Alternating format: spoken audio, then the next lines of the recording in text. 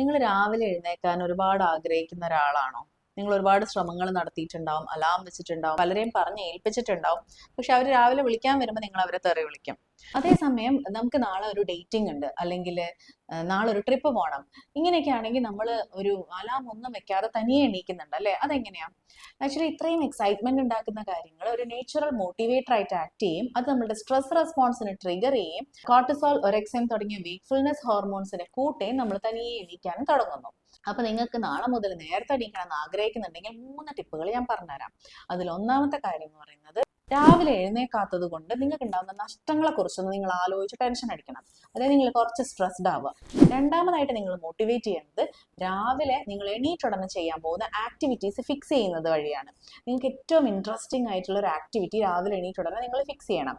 അത് ചിലപ്പോൾ നിങ്ങളുടെ ഗേൾഫ്രണ്ടിനോടുള്ള ചാറ്റിംഗ് ആവാം, അല്ലെങ്കിൽ കവിത എഴുതുന്നതാവാം, ബുക്സ് ആവാം, വർക്ക്ഔട്ട് ആവാം, എനിത്തിങ്. ഇനി മൂന്നാമത്തെ കാര്യം എന്ന് പറയുന്നത് കൺസിസ്റ്റൻസിയാണ്. നാളെ നിങ്ങൾ എഴുന്നേറ്റത് കൊണ്ട് എല്ലാ ദിവസവും നിങ്ങൾ എഴുന്നേറ്റോളണമെന്നില്ല.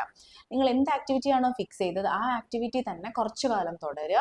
അപ്പൊ ഈ ട്രിക്സ് ഒക്കെ ഒന്ന് ട്രൈ ചെയ്യുക. ഡെഫിനറ്റ് ആയിട്ടും രാവിലെ എണീക്കാൻ പറ്റട്ടെ.